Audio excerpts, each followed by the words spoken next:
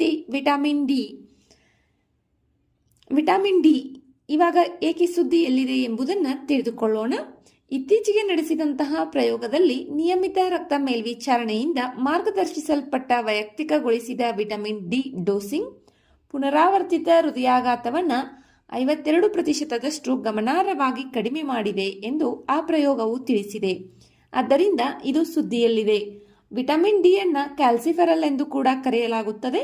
ಇದು ಕೊಬ್ಬಿನಲ್ಲಿ ಕರಗುವ ವಿಟಮಿನ್ ಆಗಿದ್ದು ಕೆಲವು ಆಹಾರಗಳಲ್ಲಿ ನೈಸರ್ಗಿಕವಾಗಿ ಕಂಡುಬರುತ್ತದೆ, ಇತರ ಆಹಾರಗಳಿಗೆ ಸೇರಿಸಲಾಗುತ್ತದೆ ಮತ್ತು ಆಹಾರ ಪೂರಕವಾಗಿಯೂ ಈ ವಿಟಮಿನ್ ಡಿ ಲಭ್ಯವಿದೆ. ನೈಸರ್ಗಿಕವಾಗಿ ಸೂರ್ಯನ ಬೆಳಕಿನಿಂದ ಬರುವ ನೇರಳಾತೀತ ಕಿರಣಗಳು ನಮ್ಮ ಚರ್ಮವನ್ನು ಸ್ಪರ್ಶಿಸಿ ವಿಟಮಿನ್ ಡಿ ಸಂಶ್ಲೇಷಣೆಯನ್ನು ಪ್ರಚೋದಿಸಿದಾಗ ಇದು ಅಂತರ್ವರ್ಧಕವಾಗಿ ಉತ್ಪತ್ತಿಯಾಗುತ್ತದೆ. ಸೂರ್ಯನ ಬೆಳಕಿನ ಅವಧಿಯಲ್ಲಿ ವಿಟಮಿನ್ ಡಿ ಕೊಬ್ಬಿನಲ್ಲಿ ಸಂಗ್ರಹವಾಗುತ್ತದೆ. ನಂತರ ಸೂರ್ಯನ ಬೆಳಕು ಲಭ್ಯವಿಲ್ಲದಿದ್ದಾಗ ಬಿಡುಗಡೆಯಾಗುತ್ತದೆ. ನೈಸರ್ಗಿಕವಾಗಿ ವಿಟಮಿನ್ ಡಿ ಇರುವ ಆಹಾರಗಳು ಬಹಳ ಕಡಿಮೆಯಾಗಿವೆ. ಹೆಚ್ಚಿನ ಪ್ರಮಾಣದಲ್ಲಿ ಕೊಬ್ಬಿದ ಮೀನು, ಸಾಲ್ಮನ್ ಮತ್ತು ಟ್ಯೂನ್ ಮೀನುಗಳು, ಎಕ್ರೆತ್ತು, ಅಣಬೆಗಳು, ಮೊಟ್ಟೆಗಳು, ಮೀನಿನ ಎಣ್ಣೆಗಳು ಇದರಲ್ಲಿ ವಿಟಮಿನ್ ಡಿ ಇದೆ. ಮಕ್ಕಳು ಈ ಆಹಾರಗಳನ್ನು ಹೆಚ್ಚಾಗಿ ತಿನ್ನುವುದಿಲ್ಲ. ಅದಕ್ಕಾಗಿಯೇ ಆಹಾರ ಕಂಪನಿಗಳು ಹಾಲು, ಮೊಸರು, ಶಿಶುಸೂತ್ರ, ಜ್ಯೂಸ್, ಧಾನ್ಯಗಳು ಮತ್ತು ಇತರ ಆಹಾರಗಳನ್ನು ವಿಟಮಿನ್ ಡಿ ಸೇರಿಸಿ ಬಲವರ್ಧಿಸುತ್ತವೆ.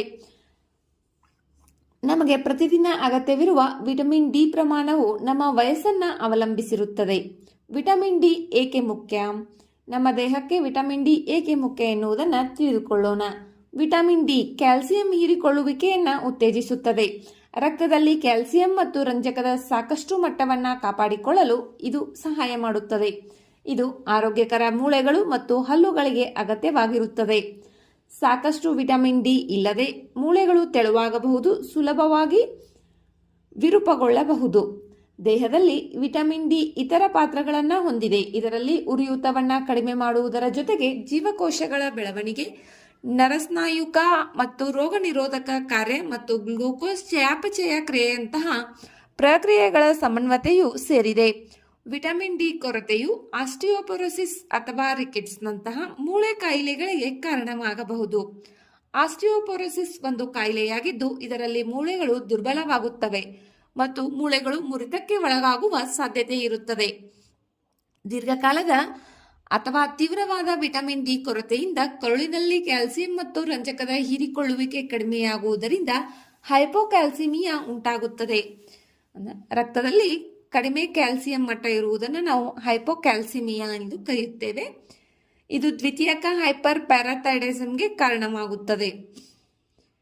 ಹೈಪೋಕ್ಯಾಲ್ಸಿಮಿಯಾ, ಹೈಪರ್ಥೈರಾಯಿಡಿಸಂ ಎರಡೂ ತೀವ್ರವಾಗಿದ್ದರೆ ಸ್ನಾಯು ದೌರ್ಬಲ್ಯ ಮತ್ತು ಸೆಳೆತ, ಆಯಾಸ, ಖಿನ್ನತೆ ಸೇರಿದಂತೆ ಇತರ ಲಕ್ಷಣಗಳನ್ನು ಉಂಟು ಮಾಡಬಹುದು. ಶಿಶುಗಳು, ಮಕ್ಕಳು ಮತ್ತು ವಯಸ್ಕರು ಸೇರಿದಂತೆ ಯಾರಿಗಾದರೂ ವಿಟಮಿನ್ ಡಿ ಕೊರತೆ ಉಂಟಾದರೆ ಈ ರೀತಿ ಆಗಬಹುದು. ಹೆಚ್ಚಿನ ಚರ್ಮದ ಮೆಲನಿನ್ ಅಂಶ ಹೊಂದಿರುವ ಮತ್ತು ವ್ಯಾಪಕ ಚರ್ಮ ಆವರಿಸಿರುವ ಬಟ್ಟೆಗಳನ್ನು ಧರಿಸುವ ಜನರಲ್ಲಿ, ವಿಶೇಷವಾಗಿ ಮಧ್ಯಪ್ರಾಚ್ಯ ದೇಶಗಳಲ್ಲಿ ವಿಟಮಿನ್ ಡಿ ಕೊರತೆಯು ಹೆಚ್ಚಾಗಿ ಕಂಡುಬರುತ್ತದೆ. ವಿಟಮಿನ್ ಡಿ ನಮ್ಮ ದೇಹಕ್ಕೆ ಅಗತ್ಯವಿರುವ ಒಂದು ಜೀವಸತ್ವವಾಗಿದ್ದು ಇದು ಸೂರ್ಯನ ಬೆಳಕಿನಲ್ಲಿ ಕಂಡುಬರುತ್ತದೆ. ಒಂದಿಷ್ಟು ಆಹಾರಗಳಲ್ಲಿ ನೈಸರ್ಗಿಕವಾಗಿ ಇದೆ ಮತ್ತು ಆಹಾರ ಪೂರಕವಾಗಿಯೂ ಇದನ್ನು ಸೇವಿಸಬೇಕಾಗುತ್ತದೆ. ವಿಟಮಿನ್ ಡಿ ಇದು ಕ್ಯಾಲ್ಸಿಯಂನ ಇರುವಿಕೆಯನ್ನು ಸೂಚಿಸುತ್ತದೆ. ಇದರಿಂದ ನಮ್ಮ ಮೂಳೆಗಳು, ಹಲ್ಲುಗಳು ಎಲ್ಲ ಆರೋಗ್ಯವಾಗಿರುತ್ತವೆ. ಇದರ ಪ್ರಮಾಣ ಕಡಿಮೆಯಾದಂತೆ ಅವುಗಳ ಸಾಮರ್ಥ್ಯವು ಕಡಿಮೆಯಾಗಿ ಅವುಗಳು ಹಾಳಾಗುವ ಸಂಭವವಿರುತ್ತದೆ. ವಿಟಮಿನ್ ಡಿ ಕೊರತೆಯಿಂದ ರಿಕೆಟ್ಸ್, ಆಸ್ಟಿಯೋಪೊರೋಸಿಸ್ ಮತ್ತು ಹೈಪೋಕ್ಯಾಲ್ಸಿಮಿಯಾ ಎಂತಕ್ಕಂತಹ ರೋಗಗಳು ಉಂಟಾಗುವ ಸಾಧ್ಯತೆ ಇದೆ. ಇದು ವಿಟಮಿನ್ ಡಿ ಡೋಸಿಂಗ್ ಅನ್ನು ನೀಡುವುದರಿಂದ ಪುನರಾವರ್ತಿತ ಹೃದಯಾಘಾತವನ್ನು 52% ಗಮನಾರ್ಹವಾಗಿ ಕಡಿಮೆಯಾಗಿದೆ ಎಂದು ಇತ್ತೀಚಿನ ಪ್ರಯೋಗವೊಂದು ತಿಳಿಸಿದೆ. ಆದ್ದರಿಂದ ಇದು ಸುದ್ದಿಯಲ್ಲಿದೆ. ವಿಟಮಿನ್ ಡಿ ಅನ್ನು ಕ್ಯಾಲ್ಸಿಫೆರಲ್ ಎಂದು ಕೂಡ ಕರೆಯಲಾಗುತ್ತದೆ. ಇದು ಕೊಬ್ಬಿನಲ್ಲಿ ಕರಗುವ ವಿಟಮಿನ್ ಆಗಿದೆ.